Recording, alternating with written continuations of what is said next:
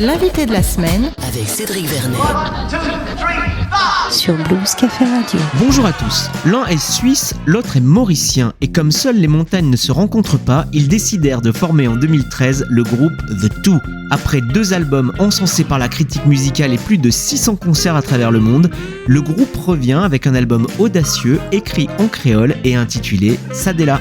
Derrière The Two, il y a Yannick Nanette et Thierry Jacquard qui est notre invité cette semaine. Bonjour Thierry. Salut Cédric, merci pour l'invitation. The Two, vous n'aviez pas fait d'album depuis 2018, alors qu'est-ce que vous avez fait durant tout ce temps ? Exactement, on n'a pas sorti d'album depuis 2018, mais en fait on a énormément tourné. Et puis évidemment il y a eu 2 ans de pause, durant lesquels on a travaillé sur ce nouvel album. C'est toujours la question de savoir quand il faut le sortir, donc voilà, il sort en 2023, on n'a pas chômé. Aimez mon petit, aimez mon la vie, aimez mon joli petit fille. Le projet de ce disque, Sadela, est né en 2020. Est-ce que vous pouvez nous raconter sa genèse ? Donc ouais, le projet de ce disque complètement en créole, tu dis qu'il est né en 2020, en fait il est né bien avant ça. Ça fait un moment qu'on se pose la question, qu'on a envie de faire un album en créole. Puis voilà, la genèse, c'est simplement que déjà dans les 2 précédents albums, il y avait des morceaux en créole.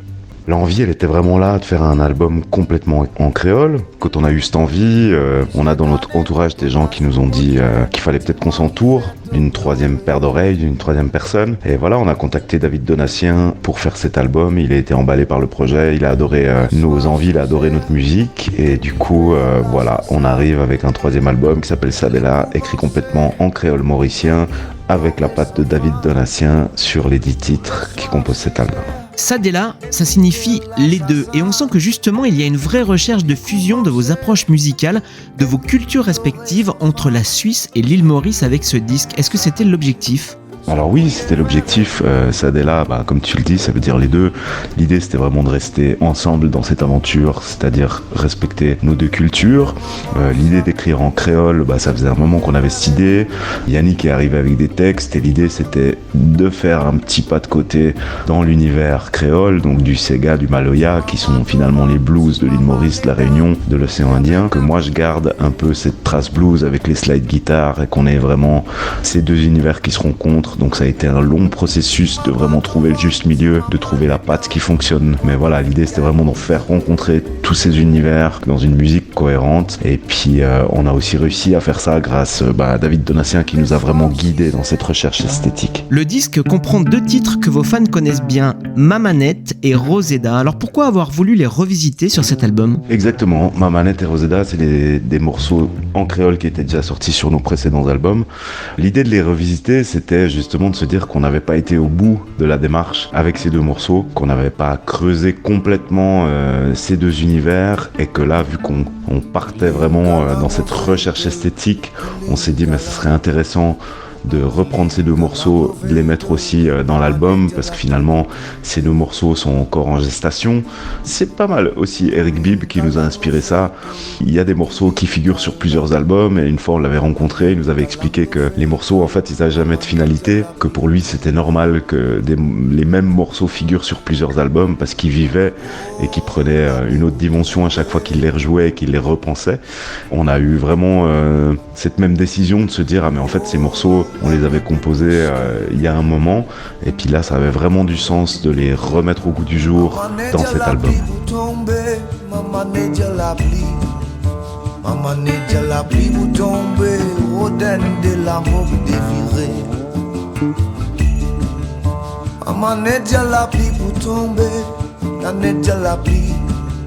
Ça fait tout le gabi fin mette, en tapant les jours traversés.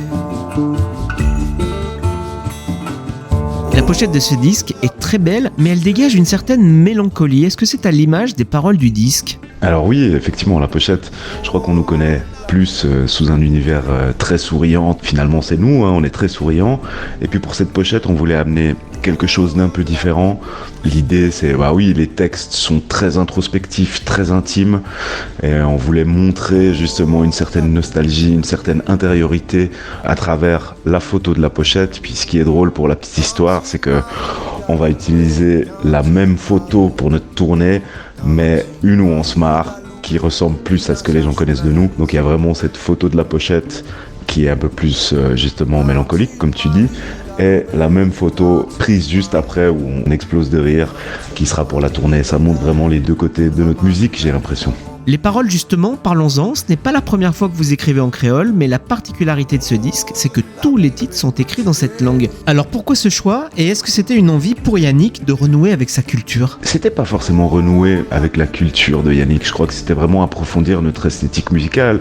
Il y a toujours eu des textes en créole, et là c'était vraiment approfondir, pas que au niveau du texte, mais aussi au niveau de l'esthétique musicale, de plus s'approprier les codes de la musique de l'océan Indien, de les mêler à notre musique, de les mêler au blues, de les mêler à la guitare slide. Cette période de pandémie, elle a amené beaucoup de choses dans nos vies, des moments beaucoup plus compliqués, et du coup c'est pas mal tout ça qui a inspiré les textes à Yannick, surtout un peu des grands thèmes liés à la famille, parce que autant Yannick que moi on a eu pas mal d'histoires privées, personnelles, assez douloureuses durant cette période. Du coup ces textes sont vraiment inspirés de tout ça, et ça avait vraiment du sens vis-à-vis de ce qu'on a vécu, que ça soit dans sa langue maternelle en fait. Quand la mer mauvais, quand du vent soufflait trop fort pour naviguer.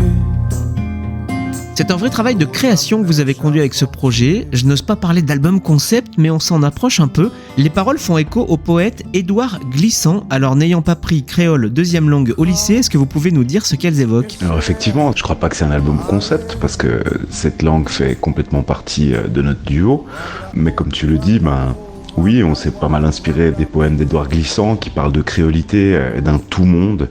L'idée que ce qui s'est passé sur les îles au niveau du brassage des cultures arrivera dans un futur dans le monde entier. Et finalement, c'est aussi ce qui se passe entre Yannick et moi, dans la rencontre entre deux univers, donc comment l'autre bouge à la rencontre de l'autre. Et finalement, c'est ce qu'on voulait transmettre aussi avec notre musique, quoi. Comment on peut mélanger les choses, comment l'univers de Yannick se mêle au mien, comment le mien se mêle à l'univers de Yannick. Puis au niveau des textes, l'idée c'était vraiment d'aborder plein de thématiques, des thématiques de tous les jours, que ça soit la famille, que ça soit la mort, que ça soit la vie, l'amour. C'est des thématiques vraiment très larges, finalement qui nous ont pas mal bouleversés aussi durant ces dernières années. Yannick, c'est lui qui écrit principalement ses textes. Il a vraiment cette force de m'inclure, c'est-à-dire qu'on discute de tous ces thèmes ensemble, et finalement, il arrive avec des textes aboutis qui parlent autant de sa vie que de la mienne. Même si c'est en créole, je me sens complètement aussi impliqué dans tous ces textes. Le blues insulaire est différent de celui qu'on peut connaître aux États-Unis. On parle aussi de Sega, de Maloya. Est-ce que c'est une musique beaucoup plus métissée ? Oui, alors le blues, il est différent. Après, dire que c'est plus métissé, je pense pas, parce que finalement, le blues américain, c'est aussi un métissage, vu qu'il est né de la rencontre de plein de cultures différentes. Cette musique, elle est née du déplacement des peuples, de l'esclavage, et puis finalement, il y a eu plein d'esclaves qui ont été déplacés dans les îles, que ça soit dans les Caraïbes ou dans l'océan Indien, et finalement, c'est cette rencontre entre des peuples dans un territoire nouveau qui crée ces musiques. Donc il y a plein d'analogies à faire entre le blues qu'on dit américain et finalement le Sega, le Maloya, le blues de l'océan Indien. Après c'est sûr qu'il a des racines différentes de par aussi les cultures des gens qui sont arrivés à ce moment-là. Finalement, le but de cette musique, le fond de cette musique elle-même, c'est chanter pour exister, chanter pour être en connexion avec les ancêtres, chanter pour se battre, chanter pour se donner le courage, chanter pour prier, chanter pour communier. Et ça, je pense que autant dans le blues américain que dans le Sega, le Maloya, le blues de l'océan Indien, on trouve un peu la même profondeur.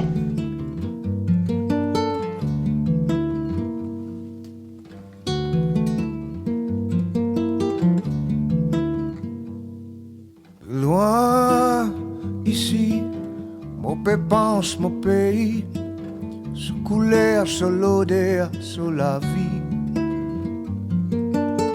Vous allez défendre ce disque sur scène dans une formule The Two au carré avec 2 musiciens supplémentaires, vous serez donc 4. Est-ce que vous pouvez nous les présenter ? Alors effectivement, ouais, on va jouer à 4 là prochainement. L'idée c'est justement sur l'album, David Donatien est percussionniste, donc il a mis plein de percussions. On a aussi engagé d'autres musiciens pour nous aider à approfondir cette esthétique, notamment Clément Petit au violoncelle, Xavier Tribolet au piano.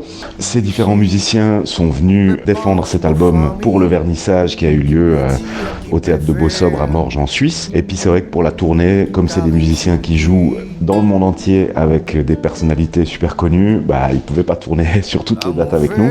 Donc on s'est entouré de 2 personnes qui sont chères à nos cœurs, où vous pourrez retrouver Vincent Andreae, qui est un batteur de Lausanne, de la même ville d'où je viens, tout jeune batteur, très talentueux. Et on aura un multi-instrumentiste anglais, Ben Watling. Ben vit en Suisse actuellement. Il est avant tout tromboniste, mais c'est quelqu'un que vous retrouverez sur notre setup à la basse, au clavier, à la trompette et au trombone. Merci Thierry Jacquard de The Two d'avoir été notre invité cette semaine sur Blues Café Radio. On se quitte avec Femme Kumaou, un titre extrait de votre nouvel album Saleda. À très bientôt. Merci à toi Cédric, je me réjouis de te voir tout bientôt. Merci pour tout.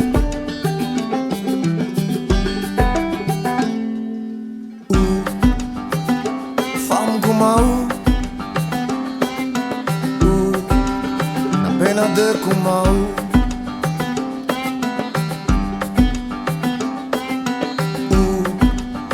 Jolie femme Kumaou, la pena de Kumaou.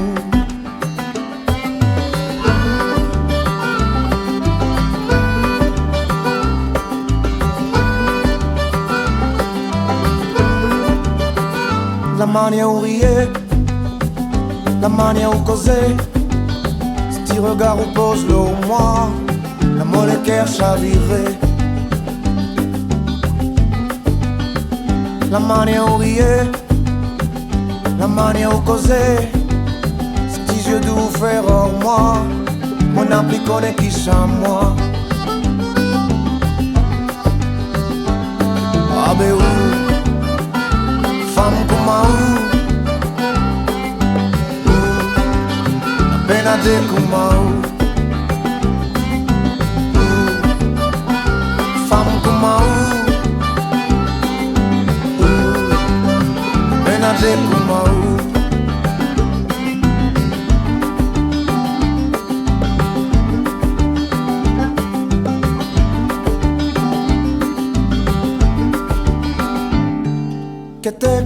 Qu'était, l'amour qu'était, l'amour qu'était, avec qu'était, l'amour qu'était. Qu'était, oh mon connaît.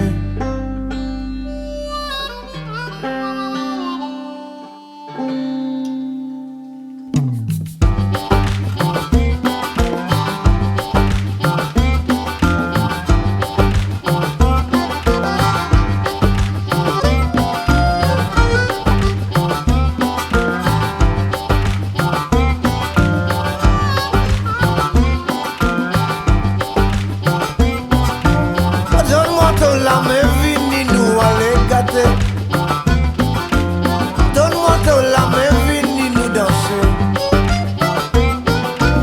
Vini nous mailler, nous coller, chérie, baba. Oh, donne-moi ton la main, vini là nous aller. Oh, donne-moi ton la main, vini nous bouger, baba. Oh, vini nous mailler, nous coller, chérie. Oh, j'y senti mailler, t'y coller, chérie, baba. Donne-moi ton la main, vini nous aller. Oh, abe ou, femme Kumaou. Oh, abe ou, la pena de Kumaou. Be ou, si femme Kumaou. Abe ou, la pena de Kumaou. Nde ou, si femme Kumaou.